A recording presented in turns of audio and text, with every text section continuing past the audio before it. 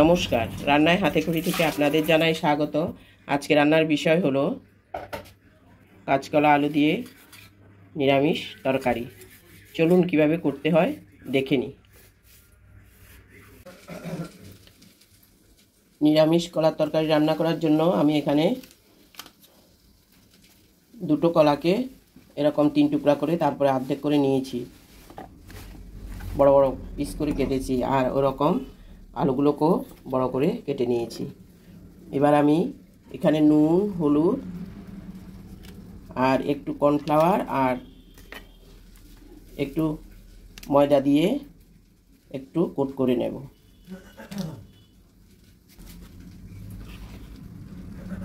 দিয়ে দিচ্ছি 1 চামচ, 1.5 চামচের মতো ময়দা আর 1 চামচের মতো কর্নফ্লাওয়ার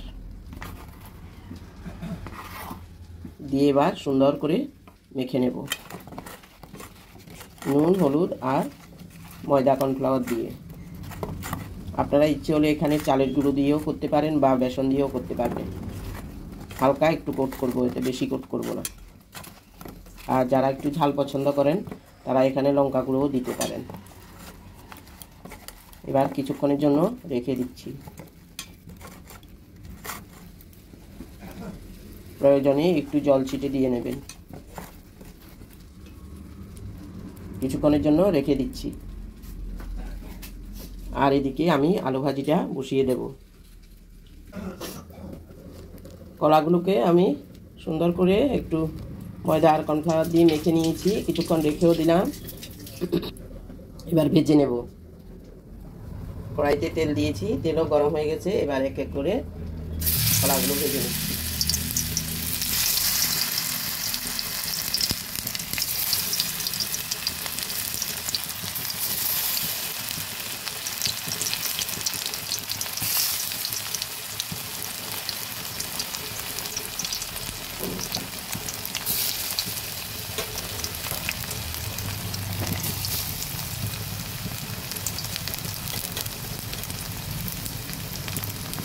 এতে খেতেও ভালো লাগে আর তেল ভাজতে তেলও কম লাগে। এরকম কোটিং দিয়ে এরকম কোটিং করে ভাজলে। কিছুক্ষণের জন্য হতে দিচ্ছি, একটু ঢেকে দিচ্ছি।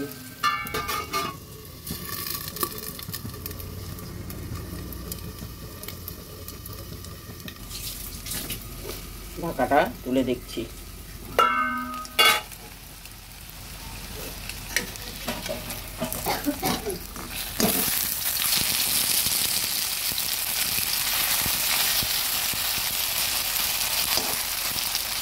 হালকা ভাজবো, অতিরিক্ত ভাজবো না।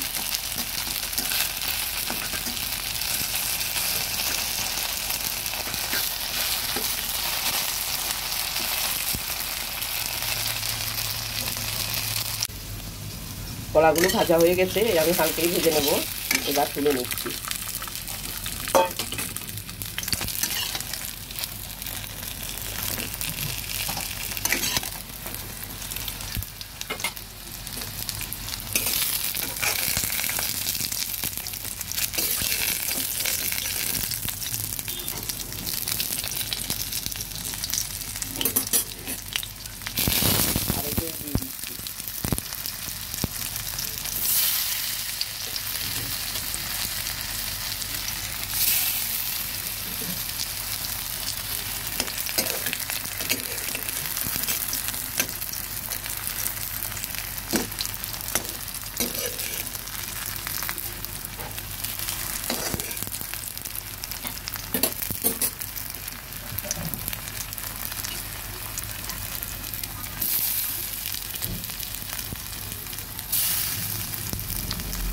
সবগুলো কলা এভাবে ভেজে নেব। দ্বিতীয় ব্যাচের কলাগুলো আমি ভাজতে বসিয়ে দিয়েছি আর একটু তেল দিয়ে। এবার হালকা ঢেকে দিচ্ছি। আমি একটা টমেটোকে ছোট করে কেটে নিয়েছি ধুয়ে। এখন এটা একটু মিক্সিতে পেস্ট করে নেব হালকা। দ্বিতীয় ব্যাচের কলাগুলো আমার ভাজা হয়ে গেছে, হালকা ভেজে নিয়েছি।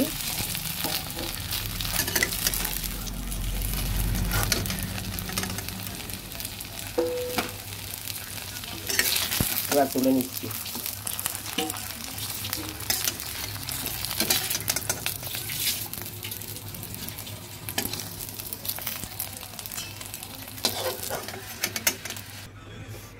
সবগুলো কলা ভাজি আমি তুলে নিয়েছি। এবার আরেকটু তেল দিয়ে দিচ্ছি ওই কড়াইটার মধ্যেই।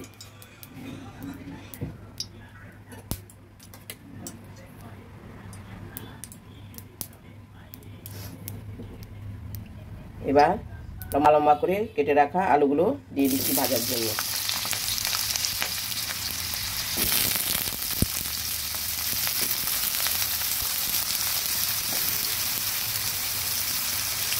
দিয়ে দেবো হালকা একটু নুন হলুদ দিয়ে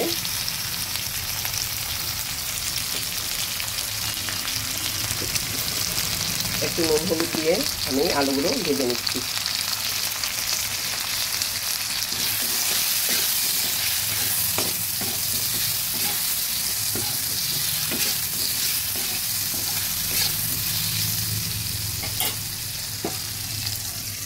হালকা আঁচে ঢেকে দেবো।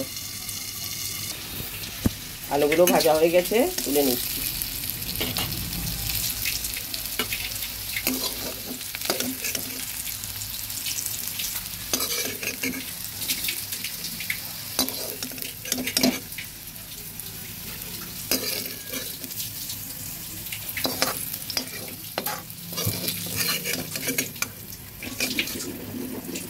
কড়াইতেই দিয়ে দিচ্ছি আর একটু তেল।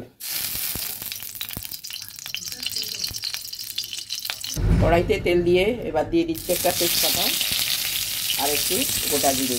আপনাদের ইচ্ছে হলে এখানে গোটা গরম মশলাও ফোড়ন দিতে পারেন, আমি তবে দেবো না।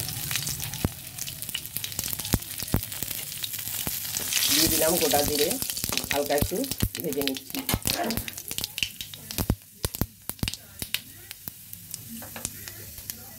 তারপর দিয়ে দেবো আদা পেস্ট। আপনাদের পরিমাণে দেখে মশলা দেবেন। আদাটা হালকা ভাজা হয়ে আসলে এবার দিয়ে দেবো জিরে পাউডার।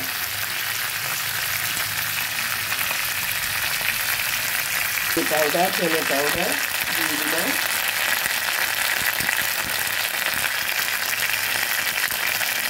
আর দিয়ে দেবো একটু হলুদ গুঁড়ো।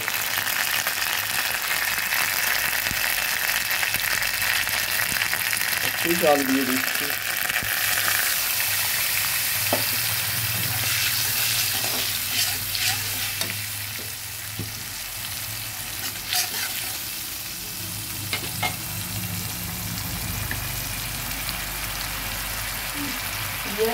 দিয়ে দিচ্ছি পেস্ট করা টমেটো। সব কিছু একসঙ্গে ভালোভাবে ভেজে নিচ্ছি।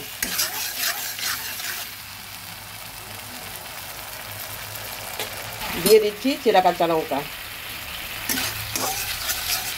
আমি আর আলাদা শুকনো লঙ্কা দেবো না। আপনারা ইচ্ছে হলে রঙের জন্য কাশ্মীরি রেড চিলি পাউডার দিতে পারেন, লঙ্কা গুঁড়ো দিতে পারেন। আমি কাঁচা লঙ্কা দিয়েই রান্না করব। কিছুক্ষণের জন্য হতে দিচ্ছি। এবার দিয়ে দেবো ভাজা আলুগুলো।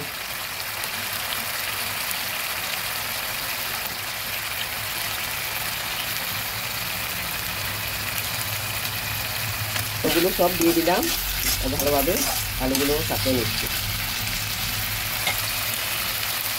দেখে দেখো আলু দিয়ে মশলাটা দিয়ে ভালো করে ভেজে নিলাম। এবার দিয়ে দিলাম জল।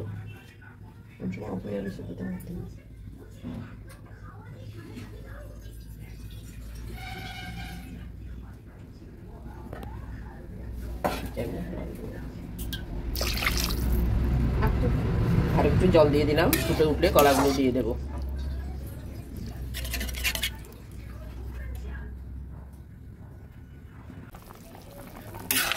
আলুর ঝোলটা ফুটে উঠেছে, এবার দিয়ে দেব, সেদ্ধ প্রায় হয়ে এসেছে। এবার দিয়ে দেব ভাজা কলাগুলো।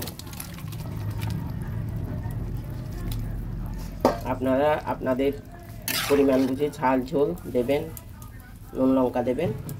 আমি আমার মতো করে দিয়েছি। ঢাকাটা তুলে দেখছি, প্রায় হয়ে এসেছে, কিন্তু ঝোলটা আর একটু টানবে, আর কলাও একটু ঝোল টানে।